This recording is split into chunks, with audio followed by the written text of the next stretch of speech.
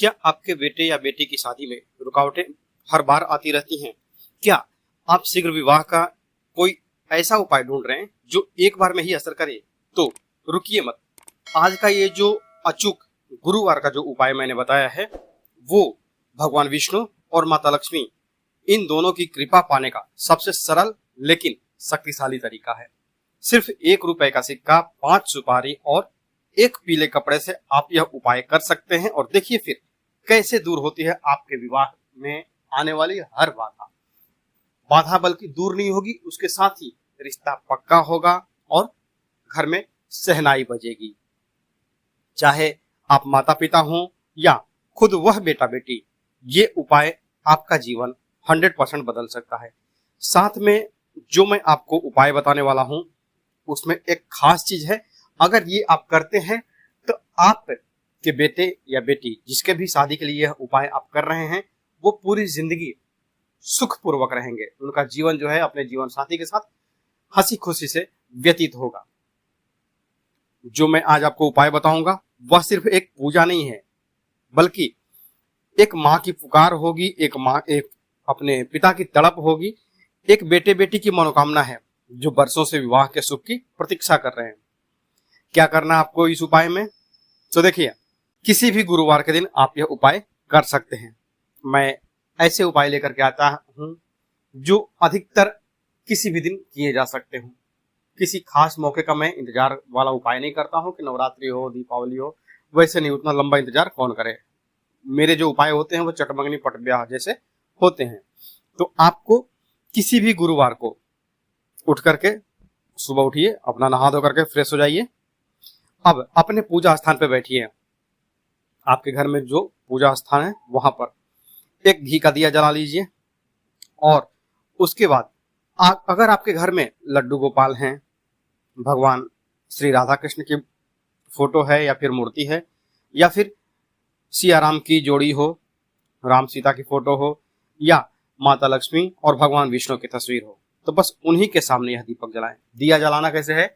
एक मिट्टी का दिया लीजिए, उसमें थोड़ा सा पहले हल्दी छिड़क दीजिए। खाली दिए में थोड़ा सा पहले हल्दी छिड़क दीजिए, उसके बाद उसमें घी डालिए, फिर कलावे की बाती बनाइए और वो दिया जलाइए। ये दिया आपका सुख और समृद्धि का दिया है, क्योंकि मैं हर वीडियो में बताता हूं कैसे दिया जलाना है, ठीक ना। तो ये दिया आपका तैयार हो गया है, अब जलाइए। उसके बाद सबसे पहले गणपति भगवान की आराधना करें। सभी कार्यों की शुरुआत में विघ्नहर्ता गणपति को याद करें। मानसिक रूप से कहें, मन में कहें या बोल करके कहें, जैसी आपकी मर्जी। हे गणनायक, मेरे बच्चों के विवाह में जो भी रुकावटें आ रही है कृपया उन्हें अपने आशीर्वाद से दूर करें। ये तो मैंने लाइन बता दी। बाकी जो आपकी भावना हो, जो आपका निवेदन हो, वो गणेश जी से आप बोल सकते हैं। जैसी भी आपकी भाषा, चाहे जो भी हो, हिंदी, मराठी, गुजराती, बंगाली, कुछ भी भाषा हो, आप करते रहिए। अपनी भाषा में बोलिए, क्योंकि अपनी भाषा में फील होता है, ठीक है। इसके बाद सामग्री क्या क्या चाहिए आपको? तो एक चाहिए 1 रुपए का सिक्का। एक ना मिले 2 लीजिए, 5 लीजिए। कहने का मतलब है कि लोहे की धातु होनी चाहिए। सिक्का चाहे कोई भी हो, तांबा लीजिए, पीतल लीजिए, कोई दिक्कत नहीं। इसलिए मैंने बोला 1, 2, 5 कोई भी आप ले लीजिए, ठीक है। इसके बाद 5 सुपारी लीजिए। एक छोटा पीला कपड़ा ले लीजिए, रुमाल के साइज का। इसके बाद थोड़ा सा हल्दी ले लीजिए, एक टुकड़ा गुड़ का, और चने की दाल 1 मुट्ठी आप ले लीजिए। अब क्या करना है? एक प्लेट में, प्लेट चाहे स्टील हो, पीतल हो, कोई दिक्कत नहीं है, साफ सुथरी प्लेट हो। एक प्लेट में 5 अपना सिक्का रखिए, 5 सुपारी रखिए और पीला कपड़ा रख दीजिए।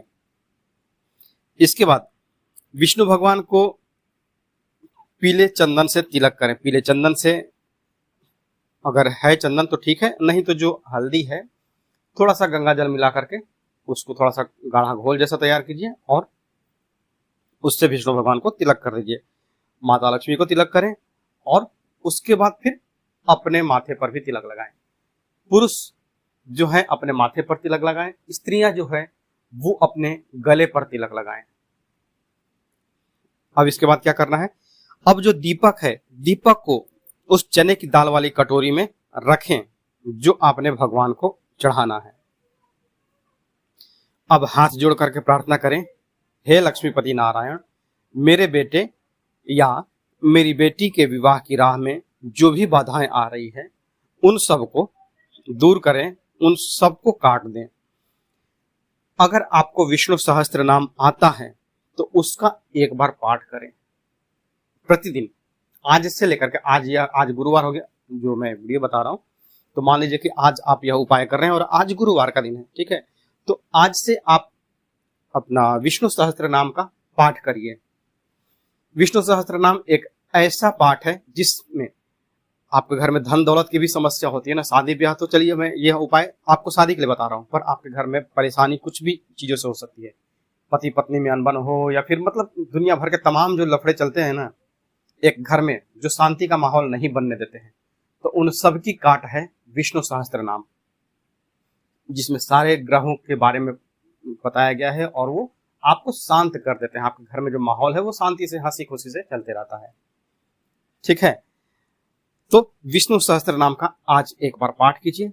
मैं आपको सलाह दूंगा, यहाँ पर मैं किसी तरह का प्रमोशन नहीं कर रहा हूँ किसी के लिए, पर जो गीता प्रेस की किताब आती है ना वो मैं अपने घर में भी खुद रखा हूँ, क्योंकि उसमें जो है हनुमान जी पोद्दार जो है उनका ये है गीता प्रेस। आप गोरखपुर वाला जो पब्लिकेशन है वहां से वो किताब खोजिए, क्योंकि उनमें एक तो अशुद्धि नहीं रहती है, आपको क्वालिटी अच्छी मिलती है, ये सारी चीजों का किताब अच्छा मिलेगा आपको। और मैं क्यों बोल रहा हूँ गीता प्रेस का, क्योंकि आपको सही से उच्चारण वहां पर पढ़ने को मिले, हिंदी और संस्कृत दोनों भाषा में है।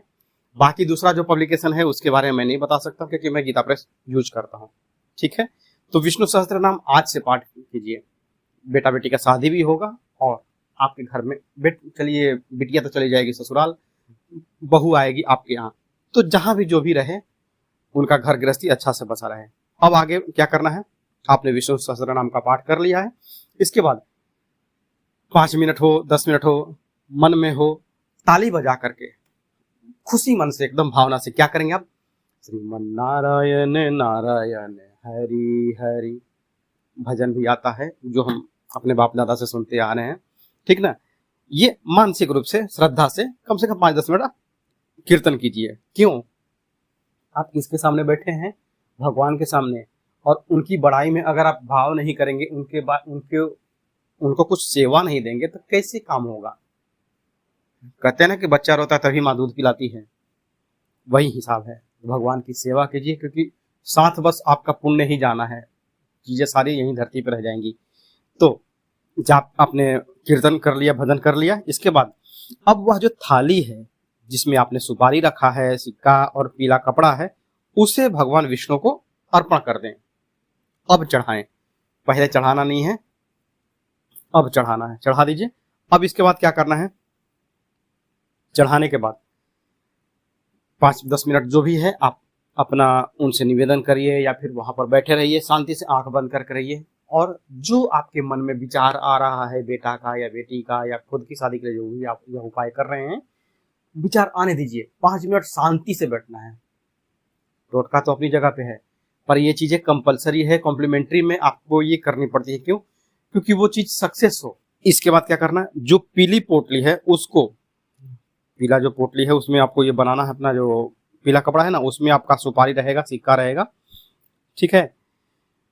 पीली पोटली बना करके अपना वो पीले वाले रुमाल में बांध करके रख देंगे ये सब, और जो फोटो आपके घर में है उस फोटो के पीछे रख दीजिए, मूर्ति है या फिर फोटो है उसके पीछे रख दीजिए छिपा करके। जब मनोकामना आपकी पूर्ण हो जाए तो उसे किसी पवित्र जल में प्रवाहित कर दें, नदी हो, तालाब हो, बहता पानी जहां पर भी हो वहां पर प्रवाहित कर दें। दूसरा तरीका है, यदि आपके घर में तुलसी जी का पौधा है या केले का पौधा है तो उस पोटली को उसकी जड़ में या तने में बांध दें। अब बात करते हैं चने और गुड़ की।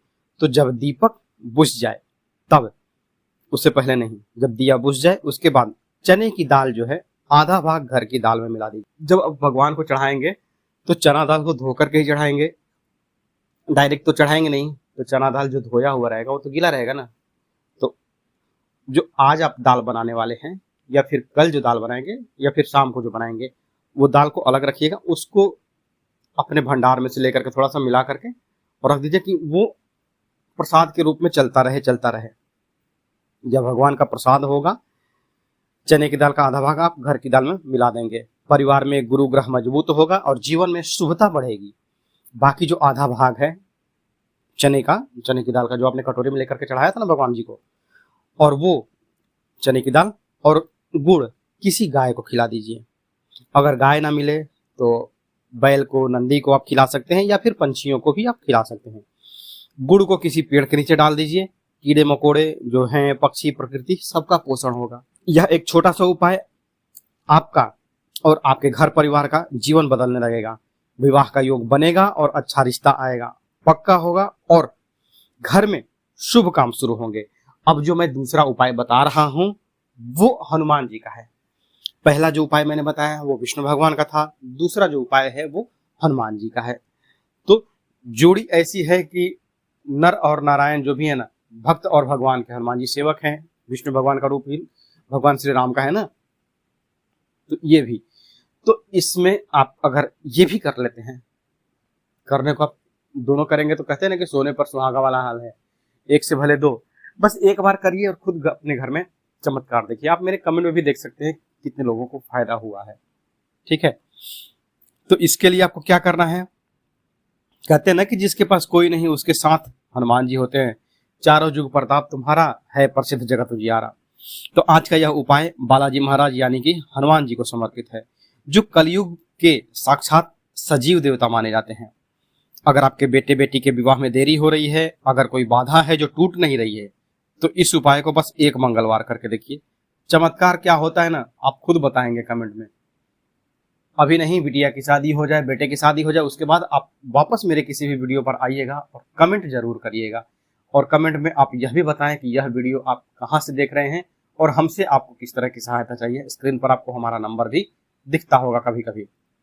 ठीक है, तो यह उपाय आप कब कर सकते हैं, तो सुबह करें या शाम करें, यह पूरी तरह से आपके ऊपर निर्भर। जब आपका मन शांत हो, जब आप, अगर पुरुष हैं या फिर स्त्री हैं, अगर आप ड्यूटी करते हैं, कहीं आप काम धाम करते हैं, तो आप शाम को भी यह उपाय कर सकते हैं, कोई दिक्कत नहीं है।